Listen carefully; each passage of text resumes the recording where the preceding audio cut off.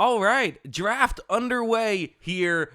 Yes, I will be having videos like this for every pick in the first round. A lot of them are going to be film studies attached to it. A few I've already made film studies on certain players, so for those, I'll just kind of give a general thoughts, reaction to those. So make sure you check out this channel. Hit the subscribe button. Also, link is in the description for the movie channel if you want to check that out. I talk about movies, fun stuff there. But anyway, let's talk about Caleb Williams. As no surprise, the Chicago Bears select him here first overall, which is a move definitely for the future to hopefully, potentially make them a Super Bowl champion is the goal here, right? Obviously, we don't know if that's going to happen or if he's going to achieve that ceiling, but there's a lot to really love about Caleb Williams. And I'm going to kind of talk about all of Caleb Williams in this video, why people like him, why people don't like him, all of that good stuff. To start off with I think the good, and why people think he could potentially, why he's gotten Mahomes comparisons, right, is listen, you look at the highlights, they're unbelievable. And what he can do in the, with pocket presence and making guys miss and all of that stuff, it does feel Mahomes-esque. It does. And I think some of the other stuff is also really good. I think that people maybe will look at that and say, okay, sure, that's great that he can do that, but, the last guy to get Mahomes comparisons was Zach Wilson. That didn't go too well. Okay, fair. I agree that was there is no guarantee that he's going to be successful, and I think it's totally fair to say that there could be some question marks with Caleb Williams. But the first thing you see is, I think he's great at processing plays. It's not just his ability to make guys miss. He's just an incredible athlete and has an awesome arm. There are some tape issues. So before we even get into the off the field stuff, which is, again, his off the field stuff, it barely qualifies as off the field stuff. But before we even get there are some film issues that I do have with Caleb Williams, and why you could certainly look at him and say he is not a can't miss prospect, as in my opinion, there is no such thing as a perfect prospect at the quarterback position. But for him, I think if he fails, it could be in a way where he tries to do too much. He definitely does, and he gets away with a lot of it in college. I could see there being a bit of a learning curve in Chicago in his first year. I also could see a scenario where, maybe there isn't a learning curve, but maybe that's still a drawback. Maybe he can't reach a great ceiling because he'll make an incredible move and then throw an interception, right? So I think those are to me, that's the biggest concern I have with him. There's not a lot of concerns on film, but again, quarterbacks have a notoriously very low hit rate. I will say, though, quarterbacks drafted first overall, the hit rate's a lot better. It's still not great. I think it's like 50% first overall, as opposed to 33%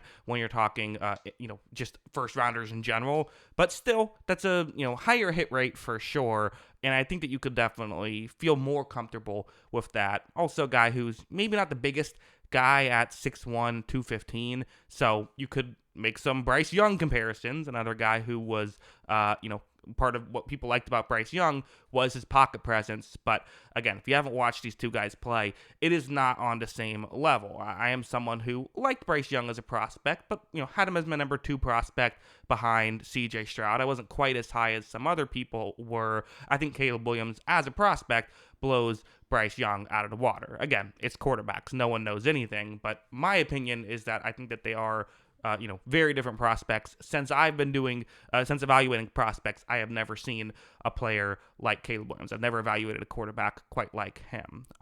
Now, I think people will, there's the other side of the coin with Caleb Williams, which is not just what he does on the football field. And again, it's a little weird, some of the criticisms that people throw at him.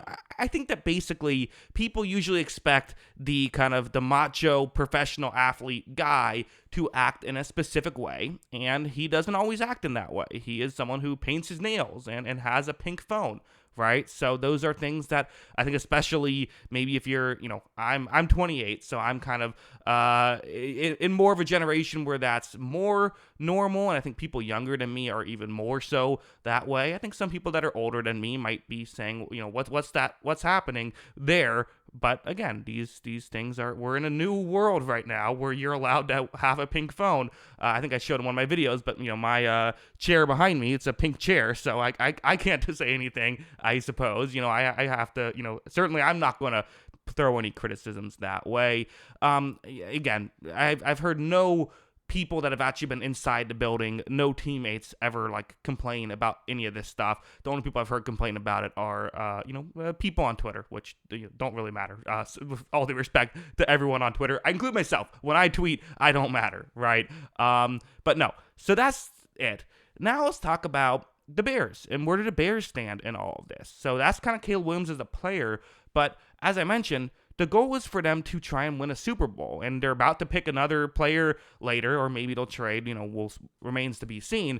But for the Chicago Bears, I do think this is an attempt to try and be a Super Bowl contender, and you have Caleb Williams, who's now going to be, on 4 years of a cheap deal, and in the 5th year, the rookie option isn't that cheap. Assuming he makes a Pro Bowl, it's going to be kind of similar to a franchise tag, but still, in this scenario, that's probably cheaper than you'd pay for a top-of-the-line quarterback. So you're getting 4 years of cheap production and 1 year of discounted production. And usually when you sign a big deal, it's backloaded. So you might get, an extra year or two of cheaper, I guess I should say, discounted production before you finally get to paying him big money. So Caleb Williams doesn't have to be Patrick Mahomes the way Patrick Mahomes was Patrick Mahomes right away. Again, Mahomes won MVP his first season as a starter, which was his second season in the league. You don't need that out of Williams. If Williams can come in and be the 7th best quarterback, we saw with Brock Purdy, who, in my opinion, is like the 10th best quarterback in football. Some people think he's better than that. Okay, fine. Some people think he's worse than that, and I disagree with that as well. But because he's getting paid so little, that helps the 49ers build a championship team around him. That's what the Bears are going to try and do. They put Caleb Williams in a much better position to succeed than Fields. They've learned from their mistakes, and I certainly could see a scenario where Caleb Williams ends up being good. And the one thing I mentioned as well about first overall picks have a higher hit rate than first rounders later on. Quarterbacks who are in better positions to succeed have a higher hit rate than quarterbacks who are in a worse position to succeed. That's another thing that happens. If you have talent around you, you are more likely to hit. So for someone like Caleb Williams, I am fascinated in, can he hit and can he be the quarterback of the future? And even if he's not Mahomes, can he just be a guy who can give you top 8 quarterback play, which could make the Bears a real contender for a team that hasn't had a great quarterback since before the Super Bowl era. This is a real exciting time to be a Bears fan. You never know. Quarterbacks are fluky. You can't guarantee anything. But if I was a Bears fan, I'd be pretty pumped up about how this whole situation has unfolded. Panthers, if I'm a Panthers fan, maybe wish I did not make that move. That's how I view it. What do you think? Let me know in the comments below. Always love hearing from y'all. And of course, as always, thanks for watching.